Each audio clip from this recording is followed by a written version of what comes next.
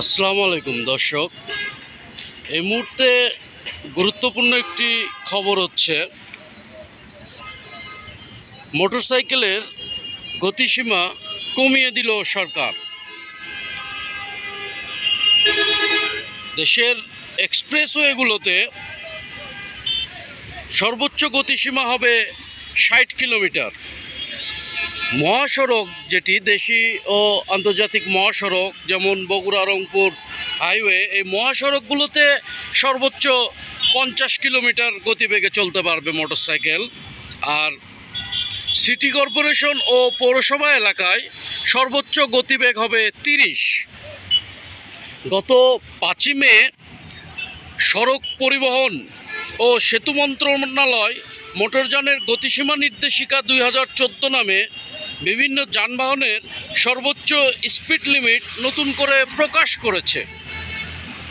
এই নির্দেশনা অনুযায়ী আমি এর আগে যেটি বলছিলাম যে দেশে যে সকল মোটরসাইকেল চলে সেই মোটরসাইকেলগুলো সর্বোচ্চ স্পিড লিমিট হবে এক্সপ্রেসওয়ে যেগুলো রয়েছে দেশে, সেই এক্সপ্রেসওয়েগুলোতে সর্বোচ্চ আগে যে 80 কিলোমিটার ছিল সেটি থেকে কমিয়ে এখন 60 কিলোমিটার করা হয়েছে। আর মহাসড়ক রয়েছে যেগুলো আঞ্চলিক মহাসড়ক, এই মহাসড়কে সর্বোচ্চ 50 কিলোমিটার গতিবেগে চলতে পারবে তারা। আর সিটি কর্পোরেশন পৌরসভা অর্থাৎ শহরের ভিতরে সর্বোচ্চ গতিসীমা 30 হবে।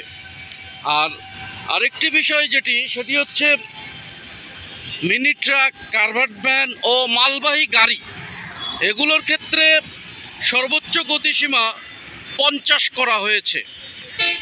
তো এটি নিয়ে আমরা বিভিন্ন মোটরসাইকেল চালক এর সাথে কথা বলেছিলাম।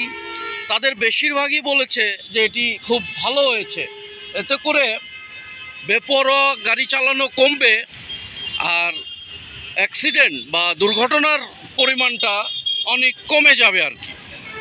তো এই মুহূর্তে এটি ছিল আমার কাছে ব্রেকিং নিউজ। ভালো থাকবেন সকলে।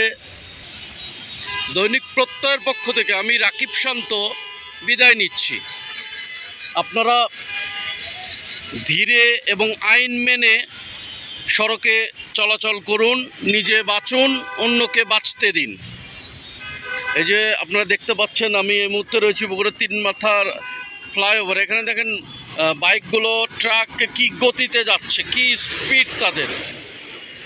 এগুলো যদিও বা এই মুহূর্তে আমি কোনো ট্রাফিক বিভাগের পক্ষ থেকে কোনো কার্যক্রম দেখতে পাইনি। আমি এদিকে তাদের বক্তব্য জানার জন্য আমি ফোন দিয়েছিলাম, তারা ফোন রিসিভ করে নাই, সেজন্য তাদের এ বিষয়ে তাদের কার্যক্রম কি এটি আমি এই মুহূর্তে আপনাদেরকে জানাতে পারছি না। যাই হোক, ভালো থাকবেন সকলে। খোদা হাফেজ।